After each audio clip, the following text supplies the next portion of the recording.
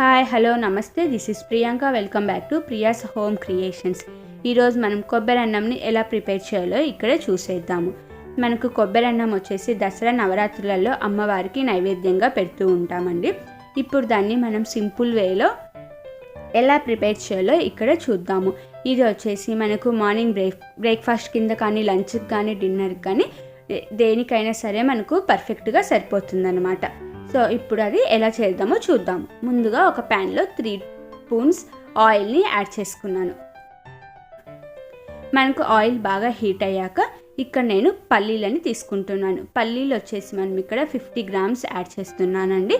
అలాగే శనగపప్పును కానీ యాడ్ చేస్తున్నాను. ఈ రెండు వచ్చేసి మన రైస్ క్వాంటిటీని చూసుకొని మనం ఈ రెండు యాడ్ చేసుకుంటాము.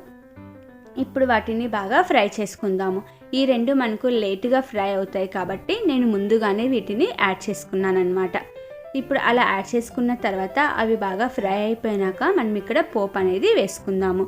దాంట్లో నేను ఆవాలు, జీలకర్ర, అలాగే ఫ్లాక్ సీడ్స్, మినప్పప్పును తీసుకుంటున్నాను. ఫస్ట్ నేను ఆవాల్ని యాడ్ చేసుకున్నాను. అదేవిధంగా నేను ఇక్కడ జీలకర్రని కానీ యాడ్ చేసుకుంటున్నాను. ఫ్లాక్ సీడ్స్, మినప్పప్పు, అలాగే దాన్ని ఒకసారి మిక్స్ చేసుకుందాం. దాన్ని బాగా ఫ్రై చేసేసుకుందాం. మనం ఇక్కడ కొబ్బరి అన్నంలో వచ్చేసి చాలామంది కొబ్బరిని గ్రేట్ చేసి తీసుకుంటారు, లేదు అంటే కొబ్బరి పాలతో కానీ చేస్తారు. ఇక్కడ నేను మీకు కొబ్బరిని గ్రేట్ చేసి చూపిస్తున్నాను. అందులో అలాగే మనం కొంచెం కరివేపాకును కానీ యాడ్ చేసుకుందాము. కానీ కొబ్బరి గ్రేట్ చేసుకునేటప్పుడు దాని వెనుక సైడు బ్లాక్గా ఉండేది మొత్తం రిమూవ్ చేసి తీసుకున్నామంటే మనకు తినేటప్పుడు టేస్ట్ చాలా బాగుంటుందండి. అది వచ్చేసి వెనుక బ్యాక్ తీసుకొని చిన్న చిన్న పీసెస్గా కట్ చేసుకొని అయినా మిక్సీకి వేసుకొని తీసుకోవచ్చు. అందులో నేను ఇప్పుడు 2 గ్రీన్ చిల్లీస్ని యాడ్ చేశాను. ఆ గ్రీన్ చిల్లీస్ని వచ్చేసి నేను హాఫ్గా స్ప్లిట్ చేసి చిన్న చిన్న పీసెస్గా కట్ చేసి ఇక్కడ వేసాను. మనం అలా గ్రీన్ చిల్లీ కనిపించకుండా దాన్ని గ్రైండ్ చేసుకొని అయినా మనము యాడ్ చేసుకోవచ్చు అనమాట. సో మనం కొబ్బరి అనేది అలా గ్రేట్ చేసి అయినా తీసుకోవచ్చు, లేదంటే మనకు గ్రేటర్ దొరుకుతుంది కదా, దాంతో అయినా గ్రేట్ చేసి తీసుకోవచ్చు అనమాట. సో ఇప్పుడు దానికి మనకు బాగా అయిపోయిన తర్వాత ఫ్రై అయిపోయినాక ఇంగువని యాడ్ చేస్తున్నాను. ఇంగువ వచ్చేసి మనకు ఆప్షన్ అండి, కానీ ఇంగువ తీసుకోవడం వల్ల మనకు టేస్ట్ అనేది చాలా చేంజ్ అయిపోతుంది.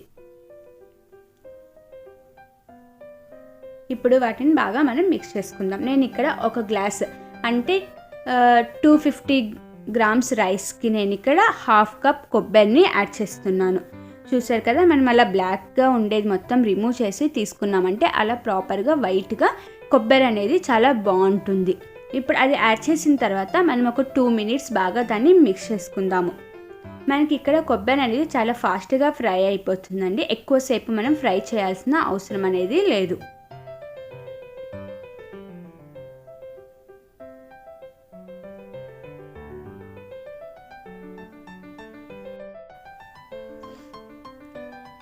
అలా ఇప్పుడు మనము మన టేస్ట్కి సరిపడా సాల్ట్ అనేది నేను ఇక్కడ యాడ్ చేస్తున్నాను. మరి తర్వాత నేను రైస్లో కానీ సాల్ట్ యాడ్ చేస్తానండి రైస్ కలిపేటప్పుడు. సో ముందుగా మనకు కొబ్బరికి అలాగే మనం వేసిన పోపుకి సరిపడే సాల్ట్ అనేది నేను ఇక్కడ యాడ్ చేసుకుంటున్నాను. ఇప్పుడు మనకు మొత్తం ఫ్రై అయిపోయింది కదా, స్టవ్ ఆఫ్ చేసి కింద పెట్టేసుకొని నేను ఇక్కడ ఒక గ్లాస్ రైస్ని ముందుగానే బాయిల్ చేసుకొని దాన్ని కొంచెం చల్లార్చుకొని రెడీగా పెట్టుకున్నానండి. మనం రైస్ ఎప్పుడైనా కొంచెం చల్లార్చుకొని తీసుకోవడం వల్ల మనకు కలిపేటప్పుడు ఎక్కడ విరిగిపోకుండా రైస్ పర్ఫెక్ట్గా వస్తుందన్నమాట. నేను ఇందాక సాల్ట్ దానికి సరిపడే తీసుకున్నాను కదా పోపుకి, ఇప్పుడు అదేవిధంగా రైస్కి సరిపడే సాల్ట్ని కానీ నేను ఇక్కడ యాడ్ చేసుకున్నాను. ఇప్పుడు మనం బాగా మిక్స్ చేసుకుందాము. అలా కొంచెం అన్నము చల్లార్చడం వల్ల అలా మనం మిక్స్ చేసేటప్పుడు మెత్తగా అవ్వకుండా బాగా పొడి పొడిగా రైస్ అనేది మనకు పర్ఫెక్ట్గా వచ్చేస్తుంది. అలా మొత్తం మనకు మిక్స్ అయ్యేలాగా బాగా మిక్స్ చేసుకుందాం. అలా బాగా మిక్స్ అయిన తర్వాత ఇందులో నేను నిమ్మకాయని యాడ్ చేస్తానండి. మన రైస్ క్వాంటిటీని చూసుకొని నిమ్మకాయని కానీ మనం ఇక్కడ యాడ్ చేసుకుంటాం. నేను ఇక్కడ వచ్చేసి 1.5 నిమ్మకాయని తీసుకున్నాను. ముందుగానే జ్యూస్ తీసుకొని రెడీగా పెట్టుకొని అందులో యాడ్ చేస్తున్నాను. అలా యాడ్ చేసిన తర్వాత మనము బాగా మిక్స్ చేసుకుందాము.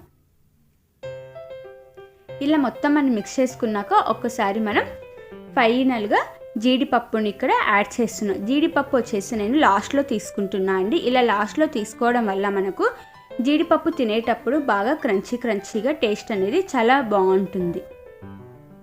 సో ఫైనల్గా మనకు కొబ్బరి అన్నం అనేది రెడీ అయిపోయింది. ఇప్పుడు దాన్ని మనం ఒక సర్వింగ్ బౌల్లోకి మనం సర్వ్ చేసేసుకుందాము. ఇలా సింపుల్గా మనకు చాలా ఈజీగా ఈ రెసిపీ అనేది రెడీ అయిపోతుంది అనమాట. మనకు మార్నింగ్ టైమ్స్ లేవగానే మనకు చాలా పనులు ఉంటాయి కదా, అప్పుడు ఈజీగా ఈ రెసిపీ అనేది ప్రిపేర్ చేసి మనం నైవేద్యంగా పెట్టుకోవడానికి చాలా ఈజీగా ఉంటుంది. అలాగే మన అమ్మవారికి కానీ ఈ నైవేద్యం అనేది ఇష్టం. సో మనకు రెండు కలిసి వస్తాయి కాబట్టి అదేవిధంగా బ్రేక్ఫాస్ట్ కింద కానీ మనం దీన్ని తీసుకోవచ్చు. సో ఫైనల్గా మనకు కొబ్బరి అన్నం అనేది రెడీ అయిపోయింది ఫ్రెండ్స్.